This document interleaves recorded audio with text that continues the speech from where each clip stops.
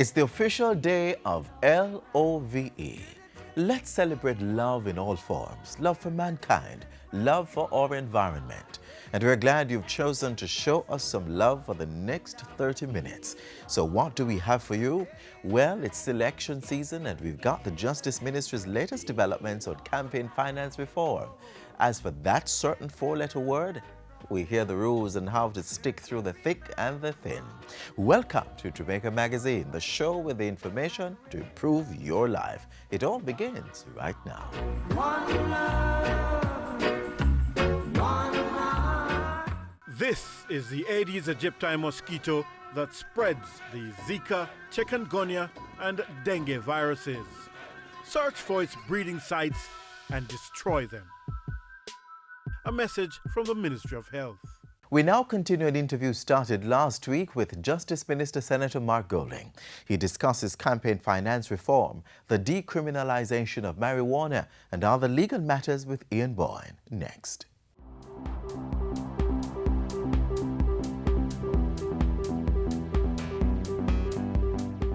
Thanks for joining us for Issues and Answers. I'm Ian Boyne. Minister of Justice Senator Mark Golding is with us again. We have some crucial issues to deal with, issues which we know are at the front and center of your attention. We thank you for your company. Minister, good to have you back. Thank you for having me again. Recently, Transparency International revealed that Jamaica had moved up 16 places in the perception of corruption index.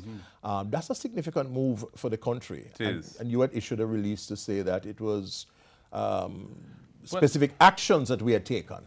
Yeah, I mean, we, having been sort of stagnated at a particular point in the index for some 9 years, finally, the work that has been done over the last few years was recognized, and we moved up 16 places. I think we are only one of 10 countries in the world, over 168 countries that were a part of this index that moved up that far. Oh.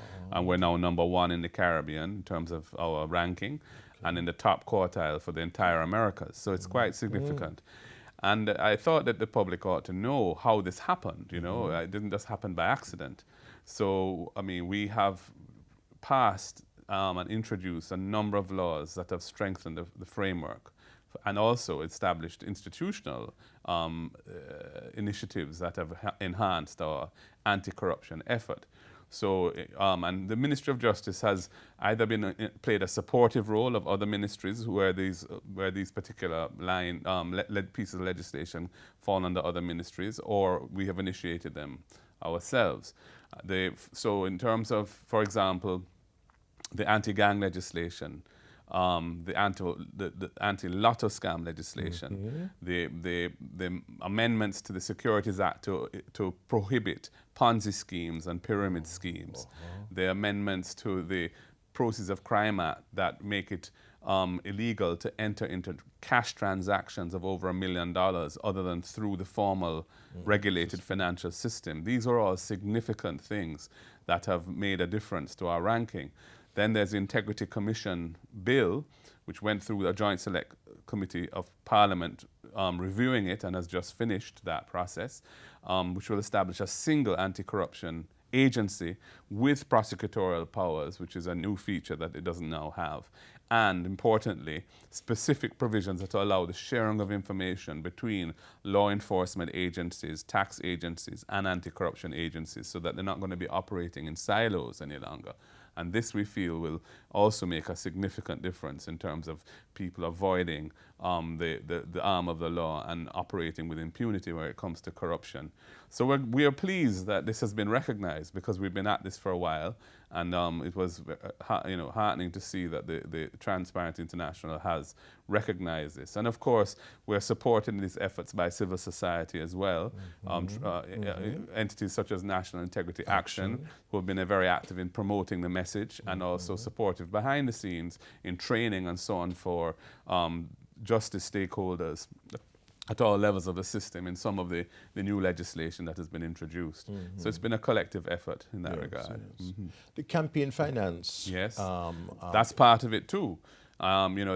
Significantly, first of all, in 2014, we passed the legislation amending the Representation of the People's Act to provide for the registration of political parties and regulation of them, with them having to provide annual financial statements and so on. And then, of course, the election campaign finance legislation has now passed. It's not in effect yet because it's going to take a while, I think, to train and educate people because it is quite far-reaching. But it's passed and it will be brought into effect as soon as that training has taken place. And that really provides limits on how much can be spent by any candidate or by any party, limits as to how much any one individual can give to any candidate or any party, and provides for disclosure to the Commission of all campaign donations above a certain sum, and by the Commission itself, this is the Electoral Commission, disclosing donations of over a certain sum to the public. So it's a new day for transparency in election financing. And I think this is something which will put Jamaica far ahead of most of our peers in this area. Yes. Yeah. When we come back with the minister, of course, we'll talk about ganja reform. We take a break.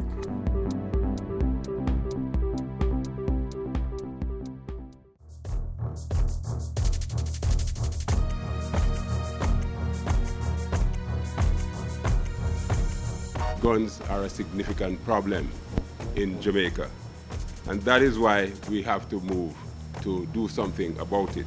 It is in this context that I am now launching a special initiative of the Jamaica Constabulary Force, the Get the Guns campaign. You, the public, can keep illegal guns out of your communities by using all means to inform the police as to how illegal guns are stored and moved within the communities. Download and use the Stay Alert app from the Google Play Store. Call 119-311-811 or the nearest police station.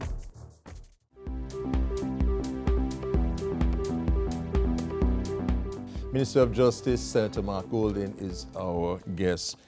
Minister, the decriminalization of ganja, was this just a political move to gain popularity with certain segments of the population, or is it a well-needed piece of legislation? I think it's a well-needed piece of legislation because of the fact that Jamaica has, from a long time, been a place where ganja is cultivated, and its use is medicinally part of our folk culture, and recreationally is part of popular culture. And the effect of that... Have we seen the effects on people of this recreational use? I think so. I think that, there's positive and negative in it.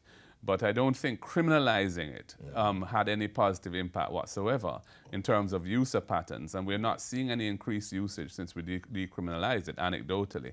But what it did do was it meant that a lot of young men, first of all, it was a major source of friction between the police and young men in communities, which didn't help community policing and was in fact undermining the relationship, which is so critical to fighting crime, of having a positive relationship there. So it had some unintended consequences. Definitely. And then on individuals, they ended up with criminal records, which stymied their prospects of employment and travel, which was really a human rights issue, in my opinion. So we have decriminalized, as you know, personal use of small quantities, so it's no longer going into the court system as a prosecutable and arrestable offense.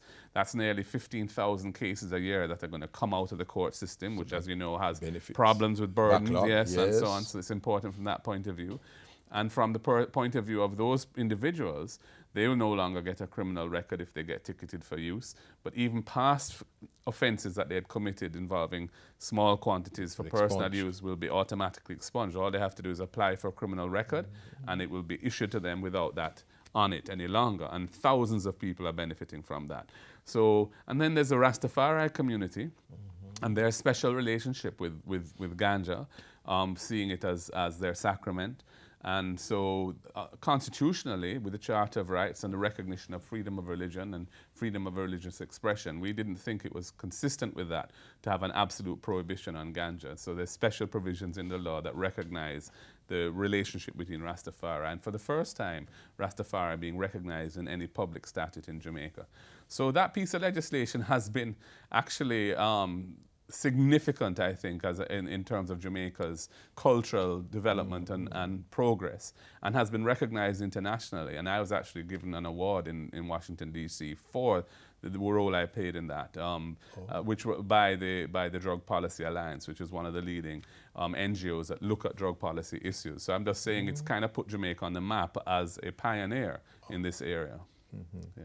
Minister, you deal with a number of pieces of legislation outside of justice issues. A lot of critical economic reform legislative measures have come through you. Through.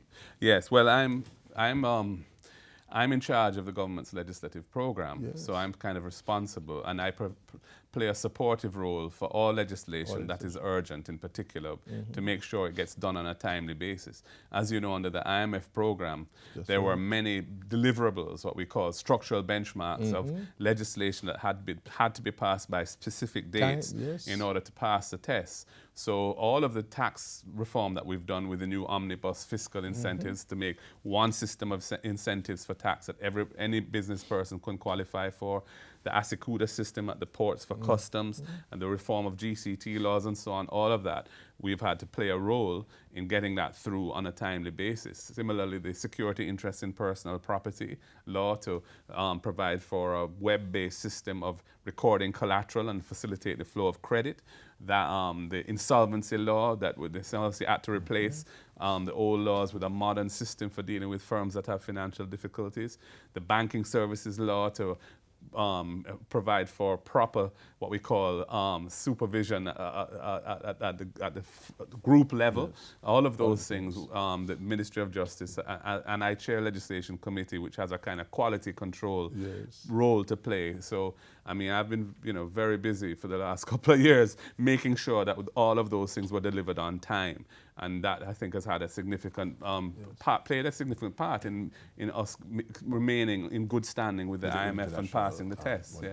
So, thank you very much, Minister of Justice, Senator Mark Golding, talking about achievements under his ministry. Next week, I'll be back. Until then, Ian Boyne wishing you a pleasant day.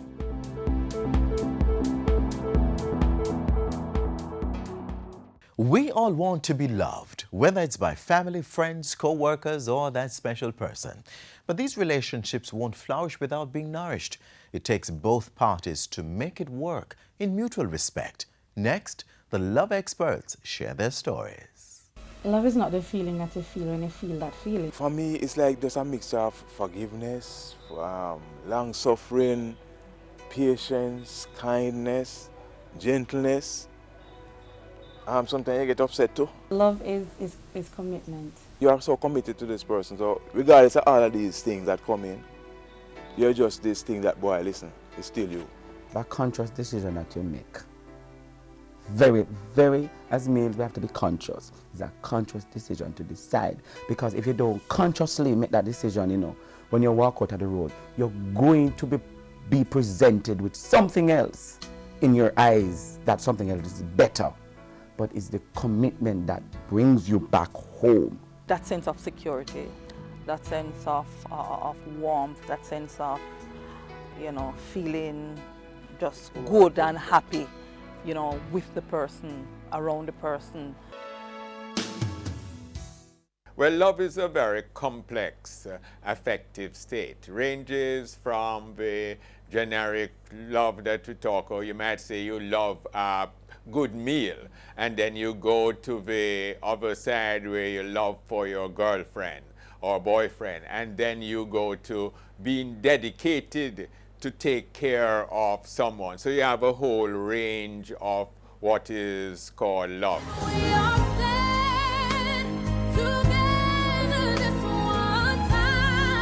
The act of loving is a conscious effort. It is certainly not an exercise in futility, but can in fact lead to good mental health. In Jamaica, when people say mental, they often think about it as madness and schizophrenia. But however, to be mentally healthy means that you are relating well with other people, you feel good about yourself, you are productive, and you are able to manage the everyday stresses of life. There have been many attempts to circumvent the negatives that plague our society. Here is a suggestion. Let's try love. Let's first start displaying love in our homes, and it will be replicated in society. Whatever you give attention blossoms. Good attention, good love. If you don't give the attention, it diminishes. So within the family context, you have the mother, father, husband, wife taking care of each other, but it's also, it should be a nurturing environment for the development of the child, the son, the daughter, etc. If a child is in an environment that is not stable, not supportive, it's violent, then that child isn't going to do well in school. When the brain is hyperactive, when the brain is constantly being exposed to the various stressors, that brain is not able to learn the everyday things because it's too involved in taking care of itself for survival. So the home situation is absolutely important. The government is playing its part in permeating this essential quality by implementing programs that will assist in developing emotionally healthy individuals.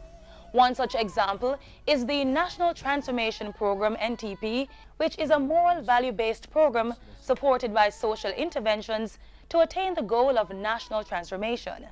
In addition, the government, through the Ministry of Health, trains individuals in becoming emotionally healthy. Emotional aspects are very important in interpersonal relationship. Love is one of the emotional components. So we need to train people to recognize how they're feeling, to manage their feelings appropriately, and to try to empathize, try to understand how other people are feeling. And this we do through training teachers, early childhood practitioners, training individuals when they come to the health centers throughout the island, and we collaborate with the Ministry of Education so that we can have more people being trained effectively in emotional development and growing smart children.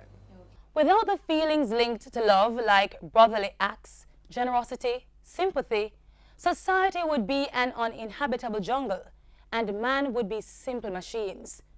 Let's turn our attention to the marital situation, where love ought to be at the core of the relationship. Patrick, Nicola, Othniel, and Sharon reveal the tenets of love as they understand it. Note well, though this is a marital situation, these tenets are applicable in any relationship.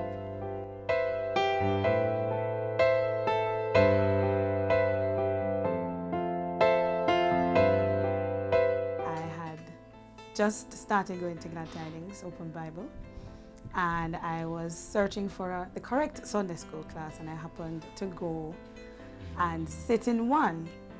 Now, of course, I didn't know anybody, and he came over. Oh, hi, I'm Patrick Earl. This is so-and-so, and this is so-and-so, and this is so-and-so. So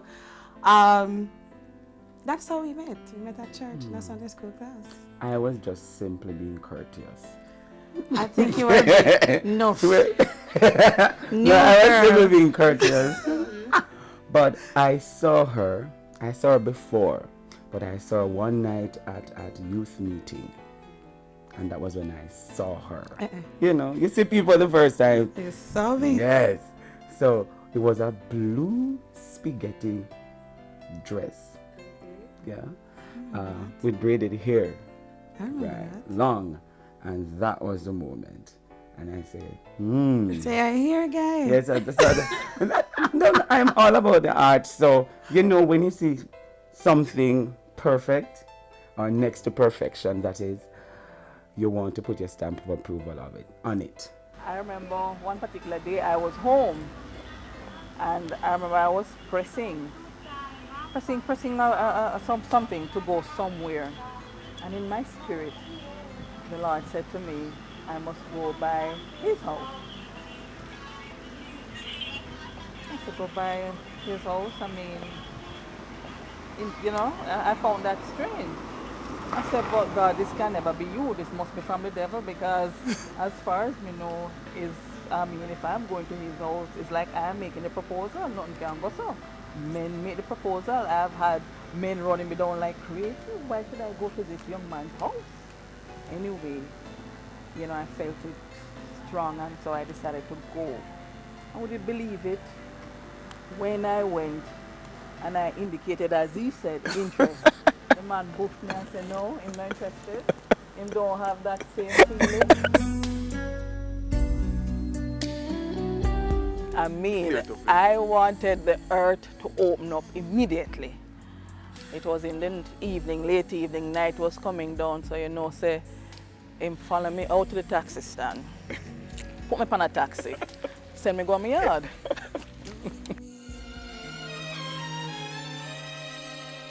The proposal. My version or your version? My version. It was a long, trust me, long walk. Because I came to the understanding that, okay, I like this girl, I have to, and there is somebody, you know, potential candidate on the outside. I have to let my intention be known. So we went for a long walk in Singnam Villas, and out of that, it was a beautiful moment. I told her that I want her to be my wife, definitely. And we just started crying.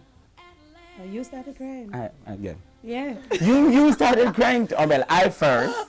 Oh, it was a joyous occasion. It was a joy, tear kind of a thing. Because, you know, you were pursuing this person for a long time. And the person now is in your corner. So it's a triumphant moment, if you want to call it that. After thinking about that, we got to know each other, and we really developed a good friendship. You know, it's nothing like the love at first sight, and you know, as we were saying before. But it's just this growing on each other and really getting to know each other, you know. So that was just it. And after a while, you know, when we realized that, boy, it was getting really serious, you know, I thought it was the best thing to do. And, you know, of course, this lady was going on me, you know, taking over my heart. You know, so what next must I do? But to say, listen now, let's do this thing. Let's get this thing together, you know. And that's it. How me propose? You remember, you know. How me to do it? You remember? There was a mango tree outside. Under the mango tree. I'll love you when your hair turns gray, girl. I still want you if you gain a little weight. I believe if you see someone that you like, try and be their friend before they figure out what your intentions are. So you can understand the person in their natural state, the person you have to put on. Yeah, and I'll make sure that I'll be everything you need. Yeah, girl, the way you get to know who the person is genuinely for who they are. So I'm not going to pretend that I'm this way when I'm not, and certainly he would have known who I am before we had even made any decisions about getting involved, getting into a relationship.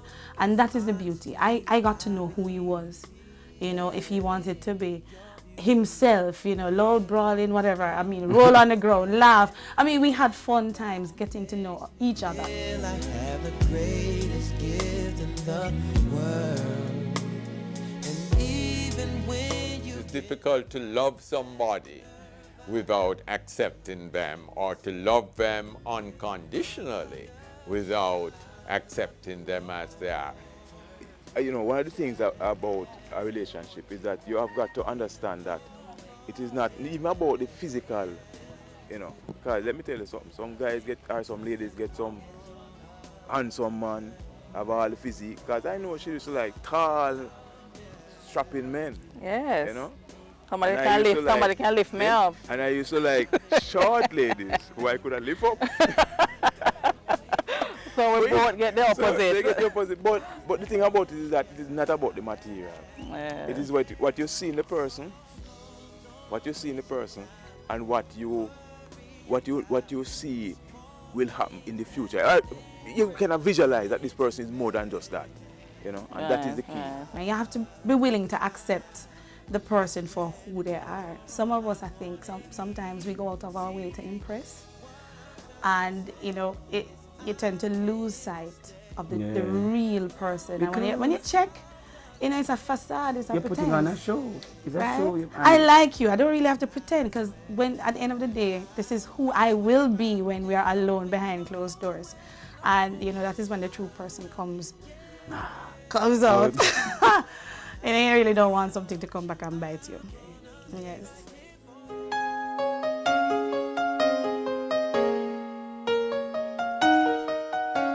It's not every morning we get up and we happy and so. There's sometimes we get upset together, but one thing we do is that we try at all time not to bring it out into the open, you know, and try to appreciate the person for the positive things instead of just the negatives. We talk about the negatives, sometimes we fuss about the negatives, but all in all, this is the woman I love. And even, you know, some man get tricked too, you know. You know, some of you men, you get tricked because you see a woman sometimes and you leave the one you have, you're gone for another one, and your feel says it's going to be different, and sometimes worse. Right? So, I stick to the evil I know. I know evil. No, sorry. I'm not the evil, it's good. Oh. You know, say good, right? But you don't want your partner to feel inferior. And it's not about only that's your job to wash. Patrick, that's your job to sweep the yard. Patrick, it is your duty, da da da da da. We share is a partner kind of a thing. One of the things that is key is that I will honor him in what I do. I respect him so much that I don't allow other persons to say anything derogatory about him. I do, if I'm upset about something he says, you will never hear us arguing in public. You will not hear us arguing outside the room. We sit down and we think about what it is that we will say to each other before we say it. So we're not going to talk to each other in the heat of the moment, because it is important that what I say to you is not going to be damaging or hurting, or because I really want to get back at you, I say something that's just on my mind, just tell it like it is, damaging you know? word. But I think about, what will I say to him afterwards? How will I feel afterwards? Will I have disrespected my husband? Around, and when the dark clouds arise.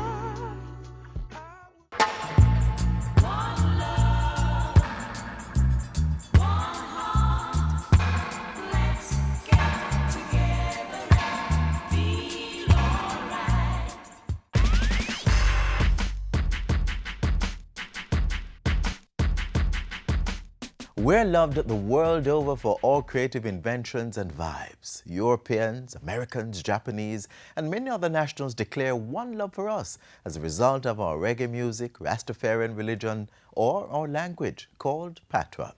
The government continues to promote the cultural and creative industry as an engine of growth. As a result, Kingston is now designated as a creative city of music. Recently, too, the National Cultural and Creative Industries Commission hosted a research symposium to establish an integrated policy framework for the development of the industry. This is just one event staged by the government in observation of Reggae Month. Play your part by supporting this indigenous craft, arguably our most popular creative piece. There are several events happening across the country. You may ring up your nearby library, museum, or JCDC office to find out what's on in your hometown. Let's make Jamaica the place of choice to live, work, raise families, and do business. As we all say, one love.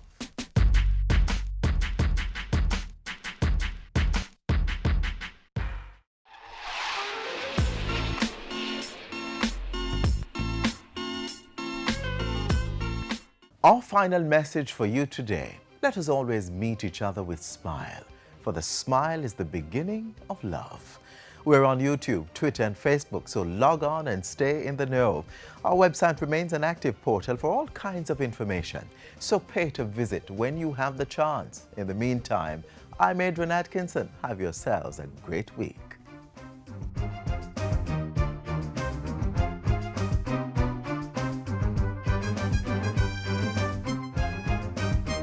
Been a production of the Jamaica Information Service, the voice of Jamaica.